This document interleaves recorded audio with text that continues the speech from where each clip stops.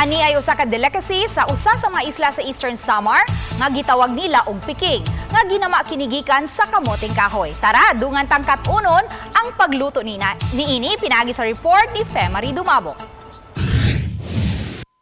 Sa isla sa San Vicente gihapon hinimo ang pinangita nga piking nga pang snacks gamit ang mga sangkap sa kamuting kahoy ug asukar.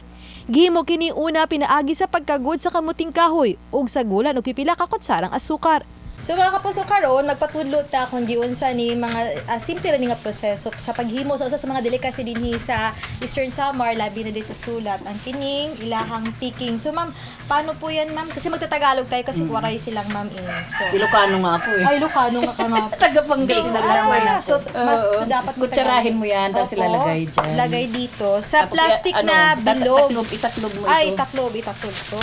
Oo. Tapos, Unatin mo siya. tama na po yun, yung dahil. Tapos, ganito, ilalagay dyan yan. Tapos, igaganon para magpantay. Roller. Para Magpantay siya. Magpantay. baliktad po, ma'am, yung isa. Ay, baliktad ako.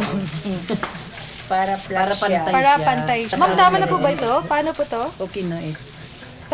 Bakit walang circular sa akin, ma'am? Meron yan. Anuhin mo na lang, ma'am. Tanggalin mo yung takip. Hindi, tanggalin mo lang yung takip. Okay, yeah. Oh, yan na. Tapos, lagay ko na dito, ma'am. Nandun na yung lagayan. Alog na yung lagayan. Oh, natanggal na pati yung laman. Natanggal yung laman. Ibuwad kini sud sa 4 ka oras o kaha katunga sa adlaw ug mahimo na kining lutuon. Hindi naman itong kakainin ko nita nang nagre-reduce. Yun ang Oo, nagda-diet. Kilala talaga to, abot na to sa Amerika yung mga kumari kong umuwi dito. Nagdadala sila sa Amerika o pasalubong nila.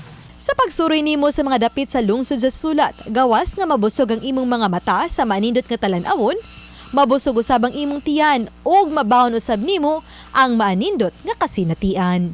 Uban ni Marlon Melgazo ug Edward Tubilan. Femari Dumabok. GMA Regional TV Live.